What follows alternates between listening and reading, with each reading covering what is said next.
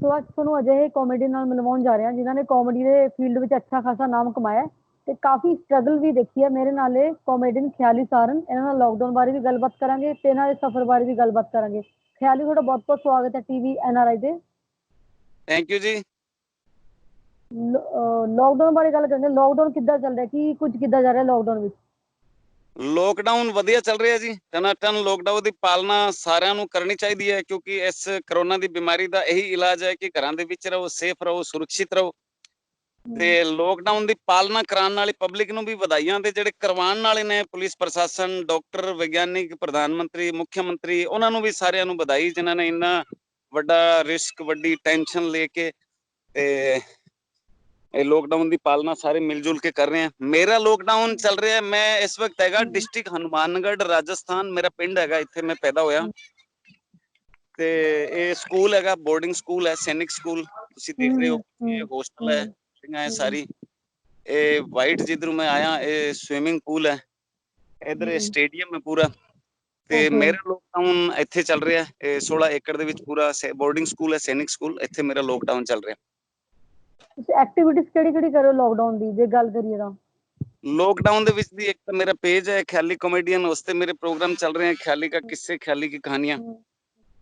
और बाकी दिन में गेम खेल लेता हूँ, थोड़ी देर स्विमिंग, अभी स्विमिंग करके आ रहा हूँ, इसीलिए मैं लेट हो गया 5 मिनट। माफी भी चाहता हूँ NRI के सभी दर्शकों को।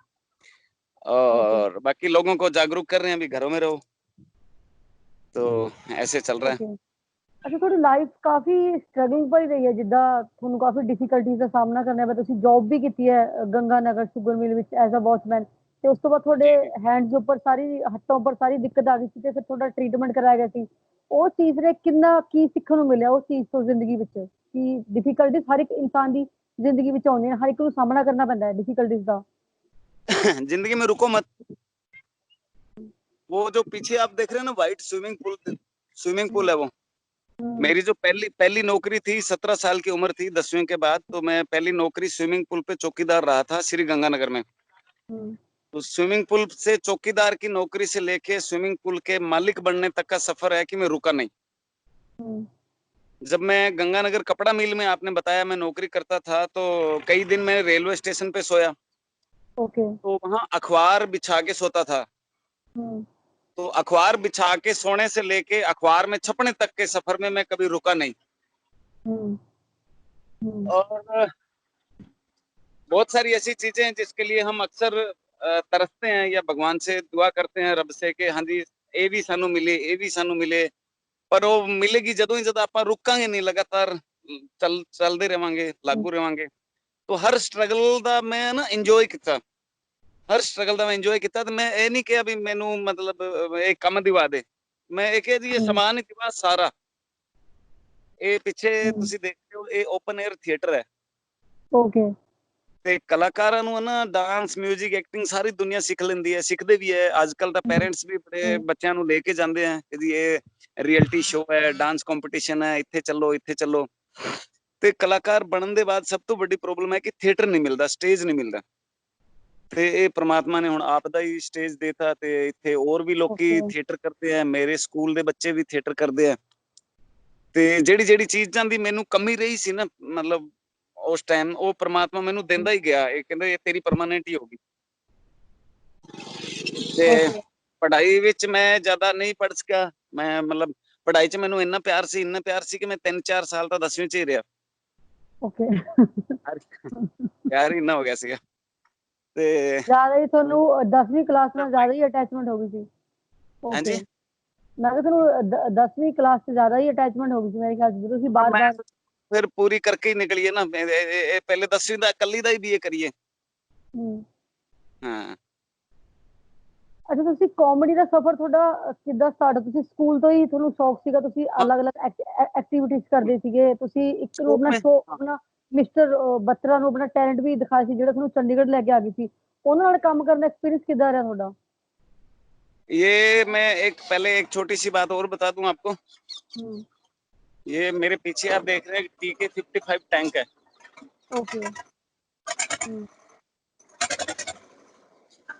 ये अपने स्कूल के गेट पे ही लगा हुआ है, और ये मेन गेट है हमारे सैनिक स्कूल का। ओके। तो हम यहाँ ना हमारे मिलिट्री बहुत आती थी ट्रेनिंग के लिए, फौजी आते थे बचपन में। हम्म। तो उनके पास हम खेलने जाते थे तो वो हमें टैंक पे चढ़ा देते थे हम्म। और शाम को वो उतार देते थे कि जी चलो चलो बेटा भाग जाओ, अब शाम को, अब शाम हो गई है, घर भाग जाओ। तो हमें बड़ा दुख होता था कि यार एक खुद का टैंक होना चाहिए। हम्म। तो परमात्मा ने देखो टैंक भी दे दिया, TK-55 हम्म। टैंक है, वार ट्रॉफी के रूप में मुझे मिला, जो गेट पे लगा रखा है। तो जब हम बचपन में स्कूल में थे तो बड़ा शौक था कॉमेडी करने का, तो गुरुजी खड़ा कर देते थे कि चल अभी ओदी आवाज कट के दिखा, वो सरपंच किवें बोलदा है, वो नेताजी किवें बोलदे ने। तो मैं वो नेताओं की, गांव के लोगों की, लोकल की मिमिक्री कर करके कॉमेडी ऐसे करता था। तो 10वीं तक ਮੈਨੂੰ ਨਾ ਸਮਝ ਆ ਗਿਆ ਸੀਗਾ ਕਿ ਵੀ ਆਪਾਂ ਪੜ੍ਹਾਈ 'ਚ ਕੁਝ ਨਹੀਂ ਕਰ ਸਕਦੇ ਕਿਉਂਕਿ 30% ਤੋਂ ਅੱਗੇ ਆਪਾਂ ਵਧਣਾ ਨਹੀਂ। ਤੇ ਇੱਕ हम्म। ਹਰੀਸ਼ਚੰਦਰ ਪਰਸਾਈ ਦਾ ਇੱਕ ਚੈਪਟਰ ਸੀਗਾ ਗਦ ਭਾਗ 'ਚ ਕਿ ਅਗਰ 80% ਨੰਬਰ ਆ ਰਹੇ ਆ ਫਿਰ ਤਾਂ ਪੜ੍ਹਾਈ ਜਾਰੀ ਰੱਖੀਏ, ਤੁਹਾਨੂੰ ਕਿਤੇ ਨਾ ਕਿਤੇ ਵਧੀਆ ਨੌਕਰੀ ਮਿਲ ਜੇਗੀ। ਨਹੀਂ हम्म। ਤਾਂ ਤੁਸੀਂ ਆਪਣੇ ਕੰਮ ਦੇ ਕਾਰੀਗਰ ਬਣੀਏ, ਜਿਹੜਾ ਕੰਮ ਮੋਦੀ ਜੀ ਨੇ ਅੱਜ ਕਿਹਾ ਹੈ ਲੋਕਾਂ ਨੂੰ ਕਿ ਆਤਮ ਨਿਰਭਰ ਬਣੀਏ। ਉਹ ਗੱਲ ਮੇਰੇ ਦਿਮਾਗ 'ਚ ਅੱਜ 25 ਸਾਲ ਪਹਿਲਾਂ ਹੀ ਆ ਗਈ ਸੀ ਕਿ ਆਤਮ ਨਿਰਭਰ ਬਣਨਾ। ओके। ਤੇ ਮੈਂ ਸ਼੍ਰੀ ਗੰਗਾਨਗਰ ਗਿਆ ਜੀ, ਗੰਗਾਨਗਰ ਮੈਂ ਮਤਲਬ 1 ਸਾਲ ਉੱਥੇ ਸਵਿਮਿੰਗ ਪੂਲ 'ਚ ਗਾਰਡ ਦੀ ਨੌਕਰੀ ਕੀਤੀ। हम्म। हम्म। ਉੱਥੇ ਮੈਂ ਇੱਕ BP ਸਾਰਨ ਸੀਗੇ ਮੇਰੇ ਨੋਨ, ਮੈਨੂੰ ਕੱਪੜਾ ਮਿਲ 'ਚ ਲਗਵਾਤਾ, JCT ਮਿਲ 'ਚ। हम्म। ਤੇ JCT ਮਿਲ 'ਚ ਮੈਂ ਲੱਗਿਆ ਹੀ ਸੀਗਾ, ਮੈਨੂੰ 5-6 ਮਹੀਨੇ ਹੋਏ ਸੀ ਤੇ ਮੇਰਾ ਹੱਥ ਇਹ ਐਕਸੀਡੈਂਟ ਹੋ ਗਿਆ, ਇਹ ਪੂਰਾ ਹੱਥ ਮਸ਼ੀਨ ਦੇ ਵਿੱਚ ਆ ਗਿਆ ਸੀ। ओके। 13 ਮਹੀਨੇ ਮੈਂ ਹਸਪੀਟਲ ਰਿਹਾ, 8 ਮੇਰੇ ਆਪਰੇਸ਼ਨ ਹੋਏ। हम्म। ਤੇ ਮੈਂ ਮਤਲਬ ਕਈ ਡਾਕਟਰ ਨਾ ਉੱਥੇ ਕੰਮ ਕਰਨਾ ਸਿੱਖ ਗਏ ਸੀ। हम्म। ਮੈਨੂੰ ਰੋਜ਼ ਹੀ ਕਹਿੰਦੇ ਜੀ ਪੇਚ ਲਾਣਾ ਹੈ, ਕਦੇ ਕਹਿੰਦੇ ਤਾਰ ਲਾਣਾ ਹੈ, ਕਦੇ ਕਹਿੰਦੇ ਜੀ ਇਹਦੇ ਵੈਲਡਿੰਗ। ਮੈਂ ਕਿਹਾ ਜੀ ਤੁਸੀਂ ਕਰੇ ਰੱਖੋ, ਤੁਸੀਂ ਕੰਮ ਸਿੱਖੋ, ਬਸ ਠੀਕ ਕਰ ਦਿਓ ਜਿੰਨਾ ਹੋ ਸਕੇ। ਤੇ हम्म। ਮੈਂ ਡਾਕਟਰਾਂ ਨੂੰ ਵੀ ਤਿਆਰ ਕੀਤਾ ਹੈ ਜਿਹੜੇ ਮੇਰੇ ਹੱਥ ਦੇ ਉੱਤੇ ਆਪਰੇਸ਼ਨ ਕਰ ਕਰਕੇ ਜਿਹੜੇ ਡਾਕਟਰ ਬਣੇ। हम्म। ਤੇ ਤੇ ਉਹ 13 महीने में एडमिट रहा तो मैं अपने आप ਨੂੰ समझाया कि आए रखिए जाए रखिए, जो मन में है वो गाए रखिए, और हम्म। टूटा है हाथ तो क्या हुआ, ख्याली कहीं कहीं अड़ाए रखिए। हम्म। तो ਕਹਿੰਦੇ ਜਿੱਥੇ ਮੌਕਾ ਮਿਲੇ ਉੱਥੇ ਪਿੱਛੇ ਨਾ ਹਟੋ, ਕਿਉਂਕਿ ਟੈਨਸ਼ਨ ਨੂੰ ਹਰਾਉਣ ਦਾ ਇੱਕੋ ਹੀ ਸਭ ਤੋਂ ਵਧੀਆ ਹੈ ਕਿ ਕੰਮ ਦੀ ਸਪੀਡ बढ़ाओ ਜੇ ਟੈਨਸ਼ਨ ਨੂੰ ਹਰਾਣਾ ਹੈ ਤਾਂ। हम्म। मैं जिसे ओढ़ता बिछाता हूँ वो गजल आपको सुनाता हूँ। ये जिंदगी ट्रेन सी गुजरती है, मैं पुल सा थरथराता हूँ। जब से उखड़ गया एक बाजू मेरा, मैं और ज्यादा वजन उठाता हूँ। चलो। तो उसके बाद मैंने जब दोबारा मैं कपड़ा मिल ज्वाइन की ਤੇ ਮੇਰੀ ਮੁਲਾਕਾਤ ਉੱਥੇ ਮੈਂ ਰਾਸ਼ਟਰੀ ਕਲਾ ਮੰਦਿਰ ਸੰਸਥਾ ਵਿੱਚ ਮੈਂ ਥੀਏਟਰ ਕਰਦਾ ਰਿਹਾ ਗੰਗਾਨਗਰ ਤੇ ਮੇਰੀ ਮੁਲਾਕਾਤ ਰੋਹਿਤ ਬੱਤਰਾ ਨਾਲ ਹੋਈ। ओके। ਰੋਹਿਤ ਬੱਤਰਾ USA ਤੋਂ ਆਇਆ ਸੀਗਾ, ਉਹਨਾਂ ਦਾ ਵੀ ਥੀਏਟਰ ਦਾ ਬਹੁਤ ਮਨ ਸੀਗਾ ਤੇ GYTS ਗੰਗਾਨਗਰ ਯੂਥ ਥੀਏਟਰੀਕਲ ਸੁਸਾਇਟੀ ਇੱਕ ਗਰੁੱਪ ਖੋਲਿਆ ਤੇ ਉਹਦਾ ਪਹਿਲਾ ਮੈਂਬਰ ਮੈਂ ਹੀ ਸੀਗਾ। ਤੇ ਉੱਥੇ ਮੈਨੂੰ ਸਾਰਾ ਪ੍ਰੋਡਕਸ਼ਨ ਦਾ ਕੰਮ ਵੀ ਕਰਨਾ ਪੈਂਦਾ ਸੀਗਾ, ਹਾਲ ਬੁੱਕ ਕਰਾਓ, ਲਾਈਟ ਸਾਊਂਡ, ਪ੍ਰਚਾਰ ਪ੍ਰਸਾਰ, ਨਾਲ ਨਾਟਕ ਵੀ ਕਰਨਾ ਹੈ, ਰਿਹਰਸਲ ਵੀ ਕਰਵਾਉਣੀ ਹੈ, ਤਿਆਰੀਆਂ ਵੀ। ਤੇ ਰੋਹਿਤ ਜੀ ਦੇ ਨਾਲ ਮੈਂ ਕੰਮ ਕਰਦਾ ਰਿਹਾ 2-3 ਸਾਲ, ਫਿਰ ਉਹੀ ਮੈਨੂੰ ਚੰਡੀਗੜ੍ਹ ਲੈ ਕੇ ਗਏ, ਉੱਥੇ ਸ੍ਰਿਸ਼ਟੀ ਸੈਂਟਰ ਫॉर ਆਰਟਸ ਉਹਨਾਂ ਨੇ ਅਕੈਡਮੀ ਖੋਲੀ। ਉੱਥੇ ਮੈਂ 1 ਸਾਲ ਸਿਖਾਇਆ ਬੱਚਿਆਂ ਨੂੰ, ਫਿਰ ਮੈਂ ਆਪ ਦੀ ਐਂਕਰਿੰਗ ਕਰਨ ਲੱਗ ਪਿਆ। ਐਂਕਰਿੰਗ ਕਰਦੇ ਕਰਦੇ ਫਿਰ ਮੈਂ ਲਾਫਟਰ ਚੈਲੰਜ 2 ਦੀ ਸ਼ੁਰੂਆਤ ਹੋਈ 2006 ਵਿੱਚ, ਉੱਥੇ ਮੌਕਾ ਮਿਲਿਆ। ਉਸ ਤੋਂ ਪਹਿਲਾਂ ਮੈਂ ਪੰਜਾਬ ਦੇ ਵਿੱਚ JGB ਜਾਂ ਸਰਾਜਾਂ, ਸਮਿਕਾ, ਦਲੇਰ ਮਹਿੰਦੀ ਸਾਰੀ ਐਂਕਰਿੰਗ ਕਰਦਾ ਰਿਹਾ ਕਾਫੀ ਚਿਰ, 2002 ਤੋਂ ਲੈ ਕੇ 2006 ਤੱਕ। ਫਿਰ ਮੈਂ ਲਾਫਟਰ ਸ਼ੋਅ ਦੇ ਬਾਅਦ ਬੰਬੇ ਸ਼ਿਫਟ ਹੋ ਗਿਆ ਸੀ ओके। ਜੀ। ਲਾਫਟਰ ਚੈਲੰਜ ਤੇ ਤੁਹਾਡੇ ਲਈ ਸਪੈਸ਼ਲ ਕੀ ਰਿਹਾ? ਤੁਸੀਂ ਸ਼ੋਅ ਕੀਤਾ ਐਡਾ ਬੜਾ, ਐਡੇ ਬੜੇ ਸ਼ੋਅ ਦਾ ਹਿੱਸਾ ਬਣੇ। जी, लाफ्टर चैलेंज ਖਾਸ में मैं ਕੀ ਰਿਹਾ ਤੁਹਾਡੇ स्पेशल ਲਈ? तो ਖਾਸ ਕੀ ये ਰਿਹਾ था। ਤੁਹਾਡੇ ਲਈ? ਸਭ ਤੋਂ ਵੱਡੀ ਚੁਣੌਤੀ ਕੀ ਰਹੀ ਹੈ ਇਸ ਕਾਮੇਡੀ ਦੇ ਫੀਲਡ ਵਿੱਚ, ਬੀਇੰਗ ਅ ਕਾਮੇਡੀਅਨ? चुनौती नहीं आई मेरे को, कभी कभी दिक्कत आई नहीं। मैं जो जो बोलता गया, सिखाता गया, अगला हंसता गया। हाँ, किसी ने पैसे दिए, किसी ने नहीं दिए, किसी ने 100 रुपए दिए, किसी ने 500 दिए। धीरे धीरे हम 1000-500 की रेंज में ही चल रहे थे और लाफ्टर चैलेंज आया और चैंपियन बने तो वही हमें 2-3 लाख रुपए मिलने लगे। पहला चेंज तो ये आया। दूसरा चेंज ये आया कि हम ऐसे ट्रेन में, बस अड्डे में, फ्लाइट में कहीं भी बाहर निकलते हैं तो लोग पहचानने लगे, रुकवाते, फोटो खिंचाते, ऑटोग्राफ लेने लगे। दूसरा चेंज ये आया। तीसरा चेंज ये आप देख रहे हैं, ये मतलब बोर्डिंग स्कूल पूरा 16 एकड़ में मेरे दादाजी के नाम से ट्रस्ट है, और जो जो चीजों के लिए मैं तरसा था आज वो सारी चीजें यहाँ पे अवेलेबल है। ओके। तो ऐसे काफी चेंज आए। नाम हो गया, पैसे आने लग गए, एक संस्था बना ली, गांव में पहचान बन गई। और सबसे बड़ा तो ये कि लाफ्टर चैलेंज 2 में जो पहले एपिसोड की पहली परफॉर्मेंस मेरी थी और वो इतनी जबरदस्त परफॉर्मेंस हुई कि उससे पहले भी मैंने कभी इतनी अच्छी परफॉर्मेंस नहीं कर पाया। ना कभी उसके बाद कर पाया, क्योंकि जब वो मेरी परफॉर्मेंस ओके। खत्म हुई तो सिद्धू जी, हम्म। शेखर जी, पब्लिक खड़ी हो गई थी एकदम। तो वही एक नया था अचीवमेंट मेरे लिए। ਅੱਛਾ ਖਿਆਲ ਤੁਸੀਂ ਕਾਮੇਡੀ ਨੂੰ ਕਿਸ ਨਜ਼ਰੀਏ ਨਾਲ ਦੇਖਦੇ ਹੋ? ਕਾਮੇਡੀ ਦੇ ਦੋ ਫੀਲਡ ਵਿੱਚ ਕਾਫੀ ਕੰਪੀਟੀਸ਼ਨ ਵਧ ਰਿਹਾ ਹੁਣ, ਕਾਮੇਡੀਜ਼ ਆ ਰਹੇ ਨੇ, ਯੰਗ ਕਾਮੇਡੀਜ਼ ਆ ਰਹੇ ਨੇ, ਜਿੱਦਾਂ ਕਪਿਲ ਸ਼ਰਮਾ ਤਾਂ ਬਹੁਤ ਅੱਛੇ ਕਾਮੇਡੀ ਨੇ, ਉਸ ਤੋਂ ਇਲਾਵਾ ਹੋਰ ਕਾਮੇਡੀਜ਼ ਵੀ ਆ ਰਹੇ ਨੇ ਇਸ ਫੀਲਡ ਵਿੱਚ। नहीं मैम, कॉमेडी में कंपटीशन नहीं है, क्योंकि सिंगिंग में कंपटीशन हो सकता है। कोई किशोर कुमार जैसे 50 एक सिंगर है, 500 सिंगर है, रफी साहब की तरह 1000-500 सिंगर होंगे, लता मंगेशकर के जैसे सिंगर होंगे। सिंगिंग में कंपटीशन हो सकता है। कॉमेडी में तो सबका अपना अंदाज है। सुनील पाल का अपना अंदाज है, राजू श्रीवास्तव का अपना अंदाज है, भगवंत मान का अपना स्टाइल है, मेरा अपना स्टाइल है। ਤੇ ਸਾਡੇ ਕਮੇਡੀਅਨ ਦਾ ਆਪਸ 'ਚ ਕੋਈ ਕੰਪੀਟੀਸ਼ਨ ਨਹੀਂ ਹੈਗਾ। ਇੱਕ ਦੂਸਰੇ ਦੀ ਸਹਾਇਤਾ ਕਰਨਾ, ਹੈਲਪ ਕਰਨਾ, ਇਹ ਬਹੁਤ ਸਭ ਤੋਂ ਵਧੀਆ ਮੈਨੂੰ ਕਾਮੇਡੀ ਪਰਿਵਾਰ ਵਿੱਚ ਮੈਨੂੰ ਇਹ ਲੱਗਿਆ। ਤੇ ਵੈਸੇ ਕੰਪੀਟੀਸ਼ਨ ਤਾਂ ਹਰ ਕੰਮ ਲਈ ਹੈ, ਜਿਹਨੂੰ ਕੰਮ ਕਰਨਾ ਆਂਦਾ ਹੈ। ਹੁਣ ਤੁਸੀਂ ਇੱਕ ਲੜਕੀ ਹੋ ਕੇ ਵੀ ਇੱਥੇ ਬਹਿ ਕੇ ਮੈਨੂੰ ਰਾਜਸਥਾਨ ਜੋੜ ਰੱਖਿਆ ਹੈ, ਤੁਸੀਂ ਦਿੱਲੀ ਹੋ, ਕੈਨੇਡਾ ਵਾਲੇ ਇੱਥੇ ਬੈਠੇ ਦੇਖ ਰਹੇ ਹੈ। ਤੇ ਇਹ ਤਾਂ ਟੈਕਨੋਲੋਜੀ ਦਾ ਫਾਇਦਾ ਉਠਾਉਣ ਵਾਲੀ ਗੱਲ ਹੈ, ਵੀ ਕਿਹੜਾ ਫਾਇਦਾ ਉਠਾ ਸਕਦਾ, ਕਿਹੜਾ ਨਹੀਂ ਉਠਾ ਸਕਦਾ। ਓਕੇ। ਕਾਮੇਡੀ 'ਚ ਤੁਹਾਡਾ ਕੰਪੀਟੀਸ਼ਨ ਕੋਈ ਕੰਪੀਟੀਸ਼ਨ ਓਕੇ। ਹੈ ਹੀ ਨਹੀਂ। ਜਾਂ ਤਾਂ ਦੇਖੋ, ਜਾਂ ਤਾਂ ਬੰਦਾ ਸਿੱਖਦਾ ਹੈ ਜਾਂ ਬੰਦਾ ਫਿਰ ਮਤਲਬ ਜਿੱਤਦਾ ਹੈ। ਕੰਪੀਟੀਸ਼ਨ ਦਾ ਤਾਂ ਇਹ ਬਹਾਨਾ ਹੀ ਹੈ ਸਾਰਾ। ਤੁਹਾਡਾ ਆਈਡਲ ਕੌਣ ਹੈ ਕਾਮੇਡੀ ਵਿੱਚ ਜਿਹਨੂੰ ਫੋਲੋ ਕਰਦੇ ਹੋ? ਐਨੀ ਆਈਡਲ? ਮੈਂ ਬਸ ਤੁਹਾਨੂੰ ਹੀ ਫੋਲੋ ਕਰ ਰਿਹਾ ਜੀ। ਨਹੀਂ ਤੁਹਾਡਾ ਕੋਈ ਆਈਡਲ ਹੋਣਾ ਕਾਮੇਡੀ ਵਿੱਚ? ਨਹੀਂ, ਕਾਮੇਡੀ ਮੈਂ ਵਿੱਚ ਮੈਂ ਜਦੋਂ ਕਾਮੇਡੀ ਸ਼ੋਅ ਕਰਨ ਲੱਗਿਆ ਸੀ, ਪੈਸੇ ਲੈਣ ਲੱਗਿਆ ਸੀ, ਫਿਰ ਮੈਂ ਕਿਸੇ ਨੂੰ ਸਟੈਂਡ ਅਪ ਕਾਮੇਡੀਅਨ ਦੇਖਿਆ। ਪਹਿਲੇ ਮੈਂ ਇਹ ਸੋਚਿਆ ਕਿ ਮੈਂ ਇਕੱਲਾ ਹੀ ਦੁਨੀਆ 'ਚ ਸਟੈਂਡ ਅਪ ਕਾਮੇਡੀਅਨ ਹਾਂ। ਜਾਂ ਮੈਂ ਭਗਵੰਤ ਮਾਨ ਨੂੰ ਜਾਣਦਾ ਸੀਗਾ, ਕਿਉਂਕਿ ਮੈਂ ਪੰਜਾਬ ਦੇ ਸ਼ੋਅ ਕਰਦੇ ਸੀ, ਤੇ ਉਹ ਵੀ ਦੋ ਬੰਦੇ ਕਾਮੇਡੀ ਕਰਦੇ ਸੀ, ਜਗਤਾਰ ਜੱਗੀ ਤੇ ਭਗਵੰਤ ਮਾਨ।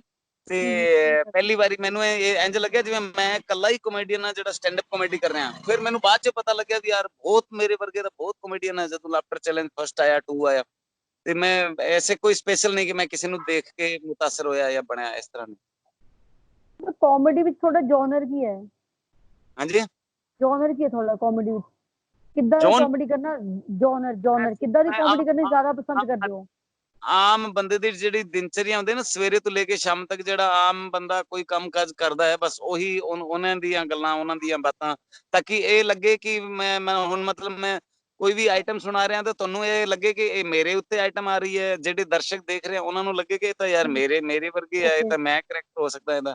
ਤੇ ਆਮ ਬੰਦੇ ਨੂੰ ਹੀਰੋ ਰੱਖ ਕੇ ਤੇ ਉਸ ਤਰ੍ਹਾਂ ਦੀ। ਅੱਛਾ, ਅਸੀਂ ਤੁਹਾਡੀ ਕਾਮੇਡੀ ਦਾ ਥੋੜਾ ਜਿਹਾ ਨਾ ਡੈਮੋ ਦੇਖਣਾ ਚਾਹਾਂਗੇ, ਤੁਸੀਂ ਕਿੱਦਾਂ ਲੋਕਾਂ ਨੂੰ ਹਸਾਉਂਦੇ ਹੋ। ਉਹਦੇ ਤਾਂ ਮੈਂ ਪੈਸੇ ਲੈਣਾ। ਬਟ ਇੱਥੇ ਤੁਹਾਨੂੰ ਆਡੀਅנס ਲਈ ਕੁਛ ਨਾ ਕੁਛ ਕਰਨਾ ਪਏਗਾ। ਅਸੀਂ ਦੇਖਣਾ ਚਾਹੁੰਦੇ ਕਿ ਜਿਹੜਾ ਖੈਲੀ ਦਾ ਅੰਦਾਜ਼ ਹੈ ਉਹ ਕਿੱਦਾਂ ਦਾ, ਜਿਹਦੇ ਨਾਲ ਆਡੀਅנס ਜਿਹੜੀ ਹੈਗੀ ਉਹ ਈਜ਼ੀਲੀ ਹੱਸ ਪੈਂਦੀ ਹੈ। ਹਾਂ, ਨਹੀਂ ਕਾਮੇਡੀ ਦਾ ਤਾਂ ਮੈਂ ਬਣਾਇਆ ਨਾ ਤੁਹਾਨੂੰ ਵੀ, ਉਹਦੇ ਤਾਂ ਮੈਂ ਪੈਸੇ ਲੈਂਦਾ। ਬਟ ਬਟ ਇੱਥੇ ਤੁਹਾਨੂੰ ਆਪਣੇ ਫੈਨਸ ਲਈ ਐਂਟਰਟੇਨ ਕਰਨਾ ਪਏਗਾ ਨਾ, ਕਿਉਂਕਿ ਲੋਕਡਾਊਨ ਹੈ, ਫੈਨਸ ਨੂੰ ਹਰ ਕੋਈ ਐਂਟਰਟੇਨ ਕਰ ਰਿਹਾ ਹੈ। ਹਾਂ ਚਲੋ, ਮੈਂ ਤਾਂ ਕਾਮੇਡੀਅਨ ਆ, ਮੈਂ ਕਾਮੇਡੀ ਕਰਾਂਗਾ, ਲੇਕਿਨ ਤੁਸੀਂ ਤਾਂ ਐਂਕਰ ਹੋ ਨਾ। ਹਾਂ ਮੈਂ ਤਾਂ ਕਰਾਂ। ਸਵਾਲ ਹੀ ਇਹੋ ਜਿਹਾ ਕਰੋ ਨਾ ਕਿ ਮੈਨੂੰ ਜਵਾਬ ਵਿੱਚ ਕਾਮੇਡੀ ਕਰਨੀ ਪਏ। ਬਟ ਉਹ ਤੁਹਾਡਾ ਫੀਲਡ ਆ, ਮਤਲਬ ਅਸੀਂ ਦੇਖਣਾ ਚਾਹਾਂਗੇ ਕਿ ਫੈਨਸ ਜਿਹੜੇ ਨਾ ਈਜ਼ੀਲੀ ਹੱਸ ਲੈਂਦੇ ਨੇ। ਖਿਆਲੀ ਦਾ ਅੰਦਾਜ਼ ਹੈਗਾ ਕੀ ਆ, ਅੱਜ ਅਸੀਂ ਦੇਖਣਾ ਚਾਹਾਂਗੇ। ਸੁਣੋ ਮੇਰੀ ਗੱਲ, ਮੈਂ ਇੱਕ ਜਗ੍ਹਾ ਮੈਂ ਐਮ ਮੋਟੀਵੇਟਰ ਆਲਸੋ। OTS ਜਿਹੜੀ ਹੈ ਨਾ ਸਰਕਾਰ ਦੀ, OTS ਆਫੀਸਰ ਟ੍ਰੇਨਿੰਗ ਸੈਂਟਰ, ਉੱਥੇ ਮੈਂ ਕਲਾਸਾਂ ਵੀ ਲੈਣਾ। ਤੇ ਇੱਕ IAS ਆਫੀਸਰ ਨੇ ਮੇਰੇ ਕੋਲੋਂ ਸਵਾਲ ਪੁੱਛਿਆ, ਮੈਂ ਉਹਨਾਂ ਨੂੰ ਸਮਝਾ ਰਿਹਾ ਸੀ ਵੀ ਰੱਬ ਜਿੱਥੇ ਵੀ ਰੱਖੇ ਉੱਥੇ ਈਜ਼ੀ ਰਹੋ। ਪਰਮਾਤਮਾ ਜਿਹੜੀ ਵੀ ਸਥਿਤੀ ਤੇ ਰੱਖੇ ਉੱਥੇ ਖੁਸ਼ ਰਹਿਣਾ ਜਦੋਂ ਤੁਸੀਂ ਸਿੱਖ ਜਾਓਗੇ, ਤੁਹਾਨੂੰ ਜਿੱਤਣ ਤੋਂ ਕੋਈ ਨਹੀਂ ਰੋਕ ਸਕਦਾ। ਠੀਕ ਹੈ। ਤੇ ਉਹ IAS ਕੁੜੀ ਸੀਗੀ, ਉਹ ਖੜੀ ਹੋ ਕੇ ਕਹਿੰਦੀ ਸਰ ਇਹ ਕਹਿਣਾ ਬੜਾ ਆਸਾਨ ਹੈ ਕਿ ਵੀ ਪਰਮਾਤਮਾ ਜਿੱਥੇ ਰੱਖੇ ਉੱਥੇ ਖੁਸ਼ ਰਹੋ। ਤੁਸੀਂ ਕੱਪੜਾ ਮਿਲ 'ਚ ਨੌਕਰੀ ਕੀਤੀ, ਤੁਸੀਂ ਰੇਲਵੇ ਸਟੇਸ਼ਨ 'ਚ ਸੋਏ, ਤੇ ਤੁਸੀਂ ਕਿੱਦਾਂ ਖੁਸ਼ ਰਹੇ? ਉਹਦਾ ਸਵਾਲ ਹੀ ਇਹ ਸੀਗਾ ਕਿ ਤੁਸੀਂ ਉੱਥੇ ਕਿੱਦਾਂ ਖੁਸ਼ ਰਹੇ? ਤੇ ਮੇਰਾ ਜਵਾਬ ਸੀਗਾ ਕਿ ਜੀ ਮੈਂ ਕਦੇ ਹਿੰਦੀ ਦਾ ਅਖਬਾਰ ਵਿਛਾ ਕੇ ਨਹੀਂ ਸੋਇਆ। ਘੱਟੋ ਘੱਟ ਅੰਗਰੇਜ਼ੀ Times of India, Hindustan Times, Indian express, the Hindus, Tribune, ਵਧੀਆ ਅੰਗਰੇਜ਼ੀ ਦਾ। ਬਈ ਜਦ ਥੱਲੇ ਸੋਣਾ, ਅਖਬਾਰ ਵਿਛਾ ਕੇ ਸੋਣਾ, ਫਿਰ ਅੰਗਰੇਜ਼ੀ ਦਾ ਵਿਛਾ ਕੇ ਸੋਈਏ ਨਾ। ਫਿਰ ਉਹਦੇ 'ਚ ਵੀ ਮੈਂ ਸੰਡੇ ਵਾਲੇ ਦਿਨ ਮੇਰਾ ਰੰਗੀਨ ਬਿਸਤਰਾ ਹੁੰਦਾ ਸੀ। ਮੇਰੇ ਰਾਈਟ ਦੇ ਪਾਸੇ ਬਿਪਾਸ਼ਾ ਬਸੂ ਦੀ ਫੋਟੋ, ਮੇਰੇ ਲੈਫਟ ਪਾਸੇ ਪ੍ਰਿਯੰਕਾ ਚੋਪੜਾ ਦੀ ਫੋਟੋ। ਹੁਣ ਮੇਰੀ ਮਰਜ਼ੀ, ਮੈਂ ਜਿੱਧਰ ਮਰਜ਼ੀ ਆਏ ਉਧਰ ਅੰਗੜਾਈ ਲਵਾਂ, ਹਨਾ। ਤੇ ਉਹ ਹੱਸੀ ਵੀ ਆ ਗਈ ਤੇ ਇਹਨਾਂ ਨੂੰ ਅਸਲੀਅਤ ਗੱਲ ਵੀ ਮੈਂ ਦੱਸਦੀ। है ना। ਓਕੇ। ਤੇ ਮੈਂ ਤੁਸੀਂ ਸਵਾਲ ਹੀ ਇਹੋ ਜਿਹਾ ਕਰੋ ਕਿ ਮੈਂ ਮਤਲਬ ਮੇਰੀ ਨਿਕਲ ਜੇ, ਕਿਉਂਕਿ ਮੈਂ ਕਾਮੇਡੀ ਕਰਦਾ ਨਹੀਂ। ਮੈਂ ਮੇਰੀ ਦੱਸਿਆ ਨਾ ਤੁਹਾਨੂੰ ਕਿ ਸਵੇਰੇ ਤੋਂ ਸ਼ਾਮ ਤੱਕ ਜਿਹੜੀ ਆਮ ਆਦਮੀ ਦੀ ਨਹੀਂ, ਜਿਹੜਾ ਗੱਲਾਂ ਥੋੜਾ ਅੰਦਾਜ਼ ਆ, ਜਿਹੜਾ ਆਡੀਅנס ਦੇਖ ਕੇ ਹੱਸ ਪੈਂਦੇ, ਕਿ ਖਿਆਲੀ ਦਾ ਇੱਕ ਅੰਦਾਜ਼ ਆ, ਹਰ ਇੱਕ ਕਾਮੇਡੀਅਨ ਦਾ ਆਪਣਾ ਅੰਦਾਜ਼ ਹੁੰਦਾ ਹੈ। ਖਿਆਲੀ ਦਾ ਅੰਦਾਜ਼ ਕੀ ਹੈ ਕਾਮੇਡੀ ਵਿੱਚ? ਖਿਆਲੀ ਦਾ ਅੰਦਾਜ਼ ਇਹ ਹੈ ਕਿ ਜਿਹੜਾ ਤੁਸੀਂ ਸਵਾਲ ਪੁੱਛੋਗੇ ਦੁਨੀਆ ਦਾ, ਸ੍ਰਿਸ਼ਟੀ ਦਾ ਕੋਈ ਸਵਾਲ ਪੁੱਛੋ, ਤੁਹਾਨੂੰ ਚੈਲੰਜ ਹੈ। ਤੁਸੀਂ ਸੋਮ ਮੰਗਲ ਬੁੱਧ ਧਰਤੀ ਆਸਮਾਨ, ਸੋਮ ਮੰਗਲ ਸਿਤਾਰੇ, ਜਿਹੜਾ ਤੁਹਾਡੇ ਦਿਮਾਗ 'ਚ ਆਉਂਦਾ ਧਰਤੀ ਦਾ, ਇਹ ਸ੍ਰਿਸ਼ਟੀ ਦਾ ਕੋਈ ਸਵਾਲ ਪੁੱਛੋ, ਤੁਹਾਨੂੰ ਜਵਾਬ ਵਿੱਚ ਹੱਸੀ ਆਏਗੀ। ਮੇਰਾ ਅੰਦਾਜ਼ ਇਹ ਹੈ। ਹੁਣ ਓਕੇ। ਅੱਜ ਕੱਲ ਕੀ ਹੈ, ਪੱਤਰਕਾਰ ਮਤਲਬ ਟੈਕਨੋਲੋਜੀ ਇੰਨੀ ਹਾਵੀ ਹੋ ਗਈ ਕਿ ਹਰ ਜਣਾ ਖਣਾ ਬੰਦਾ ਪੱਤਰਕਾਰ ਬਣ ਜਾਂਦਾ ਹੈ, ਜਣਾ ਖਣਾ ਲਾਈਵ ਹੋ ਜਾਂਦਾ ਹੈ। ਹੋਮਵਰਕ ਕੋਈ ਨਹੀਂ ਕਰਦਾ, ਸਵਾਲ ਕਿਸੇ ਕੋਲ ਨਹੀਂ ਹੁੰਦੇ ਪੁੱਛਣ ਵਾਸਤੇ। ਸਵਾਲ ਤਾਂ ਹੋਣੇ ਚਾਹੀਦੇ ਨਾ, ਜਿਹੜੇ ਬੰਦੇ ਨੂੰ ਆਪਾਂ ਬੁਲਾ ਰਹੇ ਹਾਂ ਉਸ ਲੈਵਲ ਦੇ, ਉਹਦੇ ਨਾਲ ਦੇ ਸਵਾਲ ਵੀ ਹੋਣੇ ਚਾਹੀਦੇ। ਉਸ ਸਵਾਲ ਦੇ ਜਵਾਬ ਵਿੱਚ ਆਪੀ ਕਮੇਡੀ ਆਈ ਜਾਊਗੀ। ਸਪੈਸ਼ਲ ਇੰਨੀ ਸੁਵਿਧਾ ਨਹੀਂ ਹੁੰਦੀ, ਜਾਂ ਤਾਂ ਏਦਾਂ ਬੜਾ ਸੈੱਟ ਲੱਗਿਆ ਹੋਏ, ਸਟੇਜ ਲੱਗਿਆ ਹੋਏ, ਮਿਊਜ਼ੀਸ਼ੀਅਨ ਡੰਡਨ ਅੱਗੇ ਆਡੀਅנס ਬੈਠੀ ਹੋਏ, ਬੰਦਾ ਕਾਮੇਡੀ ਕਰੇ 1 ਘੰਟਾ 2 ਘੰਟੇ, ਉਹ ਵੀ ਹੋ ਸਕਦੀ ਹੈ, ਹੈਨਾ। ਕਿਉਂਕਿ ਅਸੀਂ ਜਿਹੜਾ ਕੰਮ ਸਿੱਖਿਆ ਨਾ, ਸਾਨੂੰ ਤੁਸੀਂ ਕਿਹਾ ਨਾ ਕਿ ਵੀ ਕੌਣ ਤੁਹਾਡਾ ਆਈਡੀਅਲ ਹੈ, ਸਾਡੇ ਕੋਈ ਆਈਡੀਅਲ ਨਹੀਂ, ਸਾਡੇ ਕੋਈ ਗੁਰੂ ਨਹੀਂ। ਅਸੀਂ ਜਿਹੜਾ ਕੰਮ ਸਿੱਖਿਆ, ਜਿਹੜਾ ਮਾਲ ਵੇਚਣਾ ਅਸੀਂ ਸਿੱਖਿਆ, ਮਾਰਕੀਟਿੰਗ ਸਿੱਖੀ ਹੈ, ਜਿਹੜੀ ਕਸਬੇ ਤੋਂ ਪਿੰਡਾਂ ਦੇ ਵਿੱਚ ਬੱਸ ਨਹੀਂ ਆਉਂਦੀ, ਤੇ ਕਦੇ ਕਦੇ ਫਿਲਮ ਦੇਖਣ ਅਸੀਂ ਉੱਥੇ ਚਲੇ ਗਏ, ਤੇ ਬੱਸ ਦੇ ਵਿੱਚ ਭੀੜ ਭੜਾਕਾ, ਲਟਕ ਫਟਕ ਕੇ ਅੰਦਰ ਚੜ ਗਏ, ਤੇ ਇੱਕ ਬੰਦਾ ਕਾਲਾ ਕੋਟ ਪੈਂਟ ਪਾ ਕੇ ਤੇ ਛੋਟਾ ਜਿਹਾ ਬੈਗ ਲਟਕਾ ਕੇ ਬੱਸ ਦੇ ਅੰਦਰ ਚੜਦਾ ਸੀ। ਅਸੀਂ ਡਰ ਜਾਂਦੇ ਸੀ ਸਾਰੇ ਵੀ, ਪਤਾ ਨਹੀਂ ਕੋਈ ਵੱਡਾ ਅਫਸਰ ਆ ਗਿਆ, ਕਿਉਂਕਿ ਕੋਟ ਪੈਂਟ ਦਾ ਮਤਲਬ ਅਫਸਰ ਹੀ ਸਮਝਦੇ ਸੀ ਅਸੀਂ ਬਚਪਨ ਵਿੱਚ। ਤੇ ਉਹ ਓਕੇ। ਖੜਾ ਹੋ ਕੇ ਸ਼ੁਰੂ ਹੋ ਜਾਂਦਾ ਸੀ, ਟਕ ਟਕ ਟਕ, ਭੈਣ ਜੀ, ਵੀਰ ਜੀ, ਭਰਾ ਜੀ, ਤਾऊ ਜੀ, ਮਾऊ जी, बाऊ जी, काके जी, पाके जी, दौड़ के नट के। कहने का मतलब, नाम मेरा ख्याली मुसाफिर, पतली गली के अंदर से होके सांझी दीवार के सामने धोना, धोने पे हर बुधवार को सुरमा फ्री मिलता है, बाकी बार को जाओगे शीशी 21 रुपए की मिलेगी। आज कंपनी के प्रचार के वास्ते 5 रुपए 5 रुपए 5 रुपए। वो अपना माल बेच के निकल जाता था 5 मिनट में। तो ओके। ऐसे लोगों से तो हमने माल बेचना सीखा है, मार्केटिंग सीखी है, सामान बेचना सीखा है। प्रचार प्रसार प्रमोशन, हमें कोई यूनिवर्सिटी में जाके थोड़ी प्रमोशन करने की डिग्री ली या एमबीए किया या कैसे उसको करें। तो हमारे यहाँ नियर बाई सूरतगढ़ है, वहां पे जब सिनेमा लगता था सिनेमा हॉल में, तो फिल्म के प्रचार के लिए एक बड़ा ही मरियल पतला सा आदमी रिक्शे के ऊपर बैठ के, रिक्शे में साइडों में बोर्ड लगे होते थे दोनों साइडों में, और वो बोर्ड के ऊपर बड़ा प्यार से बोलता था, रोजाना 4 शो के साथ में देखिएगा हिंदी फिल्म जानी दुश्मन, मेरे हाथों में पहना के चूड़ियां के मौज पर नजारा ले गया। धर्मेंद्र, जितेंद्र, शत्रुघ्न सिन्हा, रोमांस, मार धाड़, रोमांटिक हिंदी पिक्चर फिल्म रोजाना 4 शो में देखी, 26 सिनेमा में जानी दुश्मन, चलो रे डोली उठाओ कहार पिया। तो ऐसे रिक्शे में जो प्रचार कर रहे थे वो तो हमारे गुरु रहे हैं, उनसे तो हमने प्रमोशन करनी सीखी। सुर में ਮਤਲਬ बेचने ਉਹੀ ਨੇ वाले ਤੁਹਾਡੇ ਆਈਡਲਸ, ਉਹੀ ਉਹਨਾਂ ਨੂੰ ਨਹੀਂ ਕਿਹਾ ਜਾ ਸਕਦਾ ਤੁਹਾਡੇ ਆਈਡਲਸ, ਇਹ ਕਹਿ ਸਕਦੇ ਹਾਂ ਅਸੀਂ ਕਿ ਉਹੀ ਤੁਹਾਡੇ ਆਈਡਲਸ ਨੇ ਜਿਨ੍ਹਾਂ ਤੁਹਾਨੂੰ ਮਾਰਕੀਟਿੰਗ सिखाई है। हाँ, वो तो आइडियल है ही है, उनको तो मैं मानता हूँ, पर स्टैंड अप कॉमेडियन कोई टीवी आर्टिस्ट ऐसे कोई आइडियल नहीं रहा। ओके। अरे एक मतलब उधर पेज ਤੁਹਾਡੇ उधर। ਗ੍ਰੈਂਡਫਾਦਰ ਨਾਲ ਤੁਹਾਡੀ ਕੋਈ ਮੈਮਰੀ? हाँ जी, ਤੁਹਾਡੇ ਗ੍ਰੈਂਡਫਾਦਰ ਨਾਲ ਜੁੜੀ ਤੁਹਾਡੀ ਕੋਈ ਮੈਮਰੀ ਚੌਧਰੀ ਜੀ ਨਾਲ? ਕਿਉਂਕਿ ਜਿਹੜਾ ਨਾਮ ਮਿਲਿਆ ਸਾਰਨ ਤੁਹਾਨੂੰ ਉਹਨਾਂ ਤੋਂ ਹੀ ਮਿਲਿਆ, ਲੇਟ ਚੌਧਰੀ ਜੀ ਤੋਂ।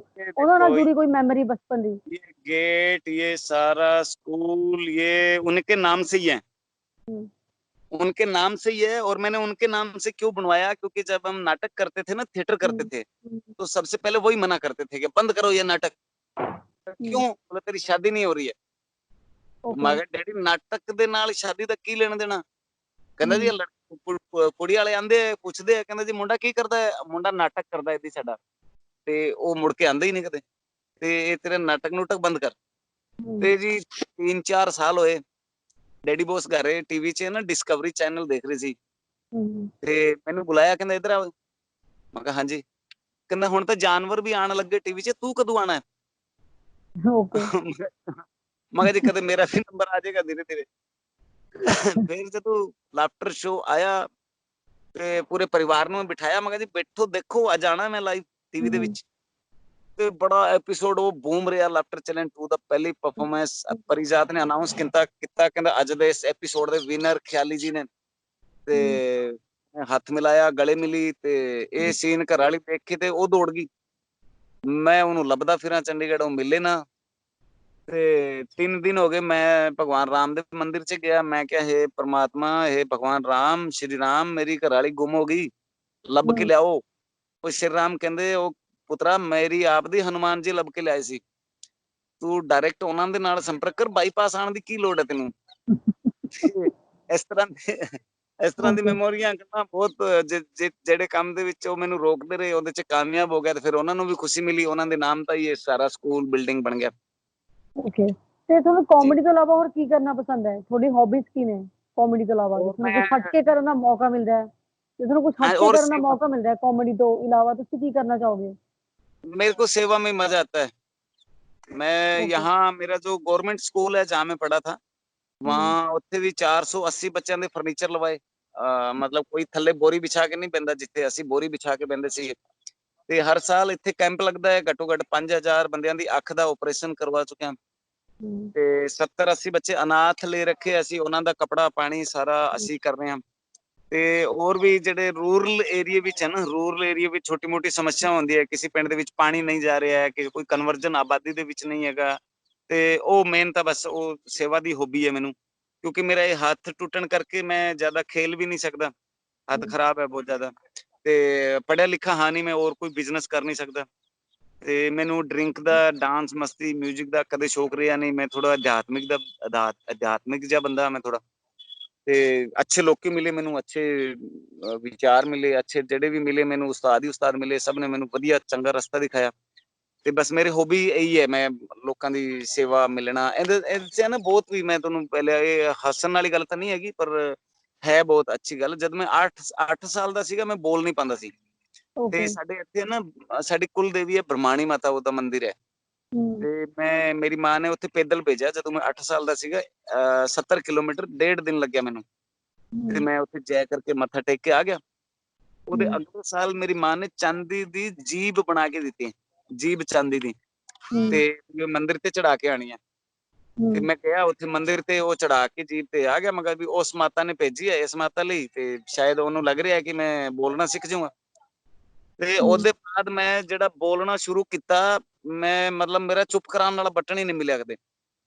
ਓਕੇ ਮੈਂ ਬੋਲਣ ਦਾ ਹੀ ਖਾ ਰਿਹਾ ਬੋਲਣ ਦਾ ਹੀ ਨਾਮ ਹੋ ਰਿਹਾ ਬਸ ਬੋਲਣ ਦਾ ਹੀ ਚੱਲ ਰਿਹਾ ਸਾਰਾ ਕੁਝ ਤੇ ਇਸ ਤਰ੍ਹਾਂ ਕੌਮ ਹੂੰ ਕਈ ਚੀਜ਼ਾਂ ਰਹੀ ਅੱਛੇ ਵੀ ਰਹੇ ਐਕਸਪੀਰੀਅੰਸ। ਓਕੇ ਕਾਮੇਡੀ ਫਿਊਚਰ ਕਿੰਨਾ ਸਿਕਿਉਰ ਹੈ ਤੁਹਾਡੇ ਮੁਤਾਬਿਕ? ਫਿਊਚਰ ਬਹੁਤ ਸਿਕਿਉਰਿਟੀ ਸਿਕਿਉਰ ਵੈਸੇ ਤਾਂ ਬਹੁਤ ਬਹੁਤ ਸਭ ਤੋਂ ਜ਼ਿਆਦਾ ਸਕੋਰ ਹੈ। ਜਾਗਰਣ ਦੇ ਵਿੱਚ ਕਾਮੇਡੀਅਨ ਫੈਸ਼ਨ ਸ਼ੋਅ ਵਿੱਚ ਕਾਮੇਡੀਅਨ ਹੂੰ ਗਜ਼ਲ ਕਵਾਲੀ ਦਾ ਸ਼ੋਅ ਹੋਵੇ ਕਾਮੇਡੀਅਨ ਕੋਈ ਡਾਂਸ ਦਾ ਹੋਵੇ ਕੋਈ 뮤직 ਦਾ ਹੋਵੇ ਐਂਕਰ ਕਹਿੰਦੇ ਜੀ ਕਾਮੇਡੀਅਨ ਲਿਓ ਜਾਂ ਵਿਚਾਲੇ ਵਿਚਾਲੇ ਜੱਜ ਕਾਮੇਡੀਅਨ ਲਿਓ ਜੀ ਕੋਈ ਨਾ ਕੋਈ ਇਹੋ ਜੀ ਮਤਲਬ ਕਾਮੇਡੀ ਥੋੜੀ ਬਹੁਤ ਵੀ ਜਿਹਨੂੰ ਆਂਦੀ ਹੈ ਉਹ ਵੀ ਕਿੱਥੇ ਨਾ ਕਿੱਥੇ ਕਰਕੇ ਤੇ ਵਧੀਆ ਆਪਣਾ ਕੰਮ ਕਰ ਸਕਦਾ ਹੈ। ਓਕੇ ਹੂੰ। ਹੁਣ ਤੁਹਾਡਾ ਡ੍ਰੀਮ ਕੋਈ ਅਜਿਹਾ ਸੁਪਨਾ ਜਿਹੜਾ ਤੁਸੀਂ ਪੂਰਾ ਕਰਨਾ ਚਾਹੁੰਦੇ ਹੋ, ਅਧੂਰਾ ਡ੍ਰੀਮ ਰਿਹਾ ਤੁਹਾਡਾ ਕੋਈ? नहीं मैं कभी सपने देखे नहीं जो आगे आगे मैं वही कर दिया गीता में नहीं लिखा कर्म करते जाओ फल की चिंता मत करो तो हम्म, सपना बस मेरा यही था कि अब ये बढ़िया अच्छा एम्पायर बन गया और बच्चे मेरे छोटे छोटे हैं वो भी कमाने लग गए। छोटा बेटा मानो 12-13 साल का है एक्टिंग करता है एंकरिंग करता है हम्म, शो करता है। बड़ा हम्म, 15-16 साल का है वो डायरेक्शन करता है। काफी उन्होंने डॉक्यूमेंट्री मूवीज वगैरह बनाई है तो वो बच्चे कामयाब हो गए हम्म, और मेरा ये बढ़िया अच्छा एम्पायर खड़ा हो गया इतना बड़ा और मैं बस घूम रहा हूँ दुनिया। मैंने फ्री में मुझे यही शौक था कि दुनिया घूमूं देखूं तो वो मैं ना घूम भी आया सारी दुनिया और पैसे भी कमा लिया साथ में। किराया लगा के कहीं नहीं गए लोगों से ही किराया लिया उनसे साथ में घूमने के भी पैसे लिए और हम घूम भी आए। यही मेरी इच्छा थी। अब बस ठीक है सेवा कर रहा हूँ और आवाज है ना मैं कभी ये मेरे को किसी का डर नहीं रहा। कभी मैं हम थिएटर से मैंने एक सीखा क्योंकि हम नाटक करते रहे शुरू से। हम्म, थिएटर से मैंने एक चीज सीखी कि हम अपनी आवाज हमेशा उठाएं कभी भी है ना मतलब टालने की या कोशिश ना करें या किसी के चमचागिरी में इतने ना फंस जाएं कि हम अपना बोल भी न सकें। अभी आपने लॉकडाउन का पूछा था ना बहुत सारे लोग हम हमेशा सपोर्ट भी करते हैं लेकिन अच्छी चीज के लिए आवाज उठानी भी चाहिए। हम्म, मैं बाजारों का सन्नाटा हूं तुम डिस्टेंसिंग की दूरी हो।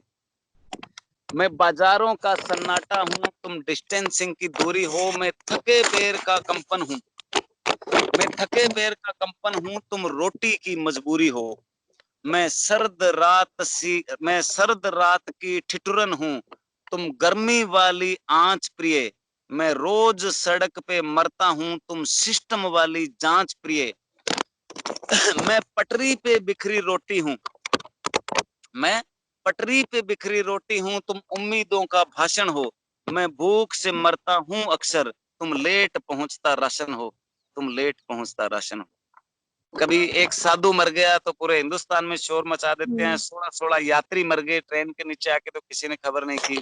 तो ये हमेशा मतलब मेरी ड्रीम यही रहा कि मैं किसी की आवाज बन सकूं, कोई लोग पहुंचा सकूं। मैं हमेशा, शिवाजी महाराज ने कहा है कि लड़ो, और लड़ नहीं सकते तो बोलो, बोल नहीं सकते तो लिखो, अगर लिख भी नहीं सकते तो जो लड़ रहे हैं, जो बोल रहे हैं, जो लिख रहे हैं, उनको सपोर्ट करो।